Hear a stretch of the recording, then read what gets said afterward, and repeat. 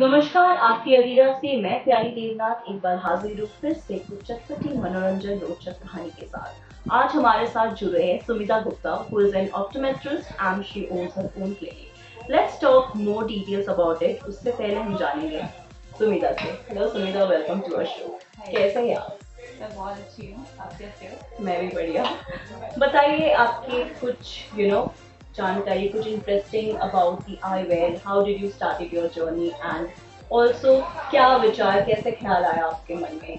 जब मैंने इसकी पढ़ाई शुरू की तो मुझे बहुत इंटरेस्टिंग लगा एक आई के पार्ट में जानना, क्योंकि ये बहुत मतलब बहुत सिंपल सी चीज़ है बट है डिफरेंट। छोटी सी आई के बहुत ही पीछे different। कितनी बड़ी चीज़ें जो हमें पता नहीं होती हैं, तो उसके And साथ it's में very मैंने interesting actually। हाँ, बहुत इंटरेस्टिंग। फिर मैंने उसके साथ में इसकी पढ़ाई शुरू की और इसमें मैंने ऑप्टोमेट्रिस्ट मैं हूँ, मैंने इसका डिप्लोमा लिया, उसके बाद मैंने इसमें बैचलर किया। तो मुझे काफ़ी अच्छा लगा और इसके साथ में जब इसके साथ में मैंने काम शुरू किया, मैंने हॉस्पिटल से अपनी जर्नी शुरू की। हॉस्पिटल में आई चेकअप एज ऑप्टोमेट्रिस्ट मैंने वो किया। तो जो उसके पीछे चीज़ें थी, जैसे कि कोई आता है, कोई पेशेंट आता है वीक आई को लेकर के और उसको बिल्कुल भी उसकी दुनिया एकदम मतलब दिखती नहीं, उसे दुनिया के बारे में पता ही नहीं होता है, बिकॉज विजन ही नहीं है उसके पास। और जब हम विजन देते हैं उसको तो एक अलग ही दुनिया उसके लिए होती है, वो उससे बहुत खुश होता है, तो बहुत ही ज्यादा उसे खुशी मिलती है। तो उस खुशी से हमको इतना अच्छा, क्योंकि वो ऐसा बोलता है ना कि हमें पिछली जो लाइफ थी उसमें तो बिल्कुल भी कॉन्फिडेंस में, वर्क में कॉन्फिडेंस नहीं, विजन में एकदम ब्लर।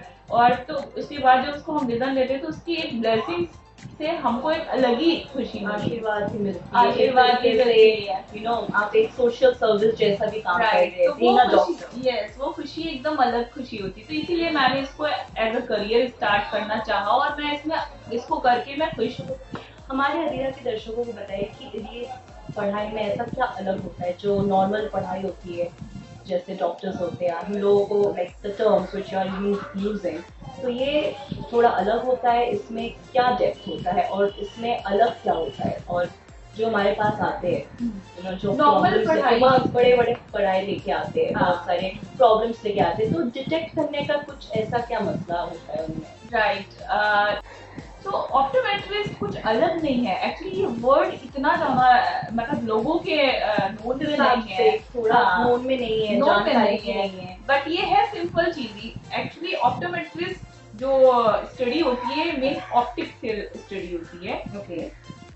आइज में जैसे जो ऑप्टिक्स होती है जिसके थ्रू हम देखते हैं उसमें क्या क्या चीजें, क्या एरर होता है, वो ऐसा क्या एरर है जिसकी वजह से हमें दूर का नहीं दिखता है या पास का नहीं दिखता है, तो उस एरर को कैसे करेक्ट करना है उसकी पढ़ाई की इसमें की जाती है। तो जो ऑप्टोमेट्रिस्ट और ऑप्थेल्मोलॉजिस्ट दो अलग अलग, बहुत ही अलग टर्म है। ऑप्थेल्मोलॉजिस्ट सर्जन होते हैं, ऑप्टोमेट्रिस्ट आई चेकअप के लिए परफेक्ट होते हैं, जैसे जो ऑप्थेल्मोलॉजिस्ट है वो सर्जन के लिए परफेक्ट होते हैं। तो कहीं कहीं जैसे कुछ हमारी जैसे पब्लिक, हमारे जो लोग हैं, उनको उनकी जब आईज ब्लर होती है तो वो टेंशन में आते हैं, वो सीधे डॉक्टर के पास जाते हैं, बड़े बड़े हॉस्पिटल में डायरेक्ट चले जाते हैं, पर उनको एक मतलब पूरा आई चेकअप के थ्रू पावर्स के प्रॉब्लम होते हैं, नॉर्मल पावर्स की जो प्रॉब्लम प्रॉब्लम होते हैं, बट वो सारा पावर हम ऑप्टोमेट्रिस्ट ही वहां पर देखते हैं। जो एज अ ऑप्टिकल स्टोर पे भी जो ऑप्टोमेट्रिस्ट होते हैं वो हम ही लोग वहां पर भी हम ही लोग देखते हैं। सर्जन कभी भी आई चेकअप नहीं करता है क्योंकि वो सिर्फ सर्जरी करता है। करेक्ट। हाँ, तो इसीलिए ये नॉलेज लोगों तक पहुंचाना भी जरूरी है कि अगर आपको आईज से रिलेटेड कोई प्रॉब्लम होती है, आईज में कोई ब्लरनेस है, विजन में ब्लरनेस है, तो आप ऑप्टोमेट्रिस्ट को भी दिखा सकते हो। ये इंडिया में ऐसा है कि लोगों के दिमाग में है कि आईज में ब्लरनेस तो सीधे आई हॉस्पिटल जाना या नॉर्मल हॉस्पिटल में जाकर आई सर्जन को दिखाना, बट हम ऑप्टोमेट्रिस्ट के थ्रू भी हम आप अपना आई टेस्ट करवा सकते हैं और जान सकते हैं कि क्या प्रॉब्लम हो रही है। तो अभी नेक्स्ट टाइम हम आपके पास भी आ सकते हैं। Right, of course. उसके लिए आपको हॉस्पिटल में जाने के लिए स्पेशली अपॉइंटमेंट लेने के लिए इतना लेंथी प्रोसेस की जाने की जरूरत नहीं है। आप एक ऑप्टोमेट्रिस्ट, एक प्रोफेशनल ऑप्टोमेट्रिस्ट के पास जा सकते हैं और अपने ट्रीटमेंट वो खुद ही आपको गाइड कर देंगे कि क्या है आपका स्पेक्स का प्रॉब्लम है या कोई जो भी, अगर उससे अलग भी कोई प्रॉब्लम होगी तो वो आपको गाइड कर देंगे कि आपको हॉस्पिटल में जाना है। यहाँ पर major problem is guide by हाँ, major problem like surgery related problems. और इसमें जो स्पेशलिटी होती है, तो ये जो इंसान होते हैं उनके माइंड फ्रेम को कैसे आप समझ पाते हो कि चलो ये इंसान एक आई ऑप्टोमेट्रिस्ट के हिसाब से वो लोग आए हैं, जैसे वो लोग सोचते हैं दैट कि नहीं, मुझे जैसे यू सेड कि मुझे यहाँ पे नहीं जाना, बेसिक सी रिक्वायरमेंट है, हाँ। पर वो चले जाते हैं, तो हाँ। वो चीज़ कहीं ना कहीं उनको नुकसान देती है, या फिर वो नॉर्मल प्रोसीडिंग से जाए तो ज़्यादा बेटर है। तो ये चीज़ का अवेयरनेस हमारे अधीरा के दर्शकों को बताए। ओके, जैसे ही हम हमारे पास कोई कंप्लेन लेके आता है आइज के लिए, तो उसकी पहले हम कंप्लेन सुनते हैं, तो कंप्लेन से हमें पता चल जाता है। कंप्लेन में जैसे कि मैं एग्जांपल, वैसे तो बहुत सारी कंप्लेन होती है, बट छोटी सी एग्जांपल दर्शकों को, ताकि उनको भी समझ आए कि अभी हर चीज के लिए बड़े सर्जन के पास ही जाना जरूरी नहीं है। तो जैसे कि हेडेक, एक हेडेक प्रॉब्लम है, बिल्कुल, बहुत सही। वाटरिंग प्रॉब्लम है, हेडेक है, वाटरिंग है, और ब्लडनेस है विजन में। तो ये सारी कुछ चीजें हैं जिससे कि हम रूल आउट कर सकते हैं कि उस पेशेंट को क्या प्रॉब्लम है, हमें क्या ट्रीटमेंट देना है। जी, तो उसके लिए बहुत ज़्यादा लेंथी प्रोसेस में जाने की जरूरत नहीं है। हाँ, एक इम्पॉर्टेंट चीज जरूर है जो इस टाइम पर लोगों को बहुत परेशान कर रही है, जो भी डिजिटल डिवाइस वर्कर हैं, जैसे लैपटॉप हो गया, या कुछ लोग मोबाइल पे भी वर्क करते हैं, या डेस्कटॉप हो गया, इस टाइप की जो भी डिवाइसेस जो यूज कर रहे हैं, जिनका आवर्स मोर देन 1 आवर्स है, एक्सी 2 3 hours 4 hours 8 hours 9 hours, yes, digital रहते हैं, उनको ये कंप्लेन जरूर होएगी। वाटरिंग उनको लगेगा, आंख से पानी आना, टायर्डनेस आना, या फिर एक समय के बाद एंड ऑफ द डे उनको ये लगेगा कि अब आइज को बंद कर लें तो ज्यादा बेटर है, और बहुत कड़वाहट सी लगेगी, टायर्डनेस, बेसिकली टायर्डनेस जैसी लगेगी। वो इसलिए क्योंकि जो ब्लू रेज होती हैं, जो सिस्टम से ब्लू रेज जा रही होती है, कुछ हार्मफुल ब्लू रेज होती हैं जो हमारी आइज को हिट करती हैं। तो ये चीज भी आप लोग डायग्नोज करते हो? यस यस, ऑफ कोर्स, ये सारे सिम्टम्स है, वाटरिंग हो गया, हेडेक हो गया, टायर्डनेस हो गया, आई हो गया, जो आई से रिलेटेड एक नॉर्मल सिम्टम्स जो होते हैं यूजुअली, जो इनफैक्ट डस्ट एलर्जी भी होते हैं, ये सब नॉर्मल ये सिम्टम्स हैं जो एक्सेप्ट टू ब्लडनेस है। ब्लडनेस तो एक कॉमन सिम्टम है ये विजन का, कि अगर ब्लडनेस है, किसी को पार का ब्लडनेस है, किसी को नियर का ब्लडनेस है, तो उसे भी करेक्ट हम ही लोग करते हैं। करेक्ट।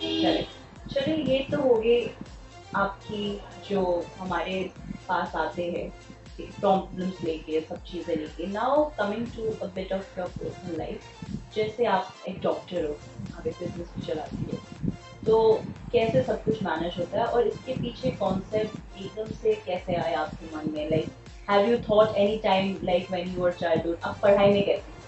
ऑब्वियसली पढ़ाई में साइंस स्टूडेंट, डॉक्टर, तो मेडिकल में पढ़ाई तो बहुत होती है, मतलब I can't imagine study so much. So you are a good student, you are a nerd, how did you started that?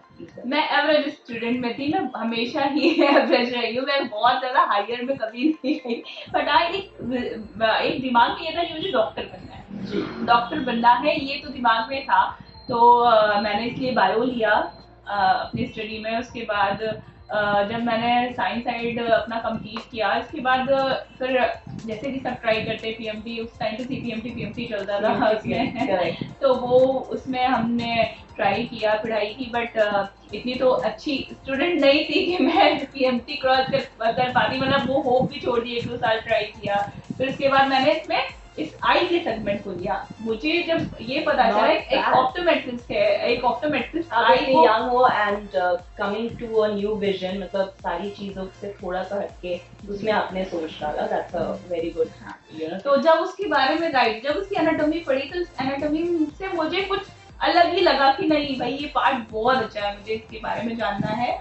और तो अपने आप को इंटरेस्ट आने लगा, और जब इंटरेस्ट आने लगा और जब मैं पेशेंट्स देखने लगी, और पेशेंट्स के साथ में जब मतलब ये लाइफ में मैंने कभी महसूस नहीं किया था कि जो जिसकी विजन ब्लड है, और उसको मैं विजन देने के बाद में जो उसकी जो फीलिंग थी, जो अब मुझे फीलिंग हुई कि उसको इतना अच्छा लगा और वो इतनी ब्लेसिंग दे रहा है, तो ये पार्ट कुछ अलग ही था। इसलिए इस जर्नी को मैंने आगे लेकर चला।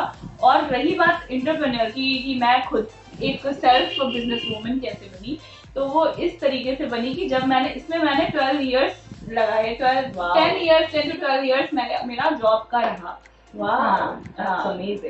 तो इसमें मैंने जॉब में जब मैंने देखा कि आइस को किस तरीके से लोग ले रहे हैं, जैसे मैं चेक कर रही हूँ या फिर कोई और भी चेक कर रहा है, जो कंप्लेन लेके आ रहे हैं, जैसे कि हर सेगमेंट हर आई हॉस्पिटल में हर एक ऑप्टोमेट्रिस्ट होते हैं, हर डॉक्टर होते हैं, बट वो पार्ट एकदम जो चेकअप होता है, प्रोसीजर एक होता है, बट जो लोग फॉलो करते हैं वो थोड़ा अलग अलग हो जाता है जी, तो स्पेशलाइज्ड वर्जन। यस यस, तो मैं किसी को एक पर्टिकुलर चीज किसी पर्टिकुलर पर्सन के लिए नहीं बोल रही हूँ, बट ये है कॉमन सी चीजें कि आप मेडिकल की किसी भी कंप्लेन को जी। लेकर के अलग अलग ओपिनियन लेते हैं, तो कहीं ना कहीं वो चीजें मतलब अलग पर्सपेक्टिव में वो राइट, जाता है। वो अलग अलग एडवाइसेस हो जाते हैं, जिससे कि तो मुझे जब वो मैंने देखा तो मैंने एक उसको एनालिसिस किया कि ये चीजें जो चेकअप हो रहा है वो एक प्रॉपर वे में जो होता है वो हर कोई नहीं करता है, क्योंकि एक फ्रीक्वेंट में लोग चले जाते हैं ना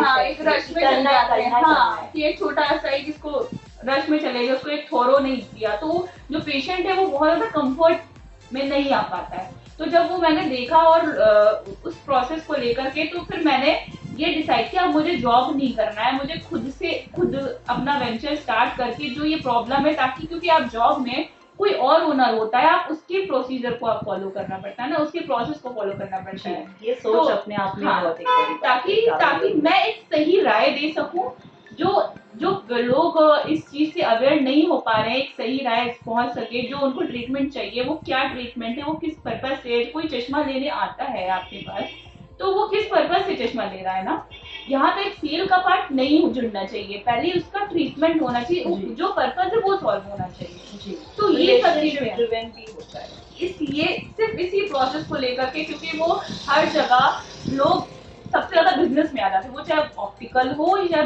चाहे बिजनेस में आई हॉस्पिटल हो या कोई भी हॉस्पिटल हो, बिजनेस को इतना ज्यादा फोकस इस टाइम पर कर दिया गया है, तो वो कहीं ना कहीं मुझे पसंद नहीं आया, इसलिए मैंने खुद से अपना वेंचर स्टार्ट किया कि मैं लोगों की प्रॉब्लम सुनूंगी और उसको उनको अवेयर दूंगी कि आपको ये प्रॉब्लम है तो आप इस प्रॉब्लम के थ्रू ये चीज आपको चाहिए।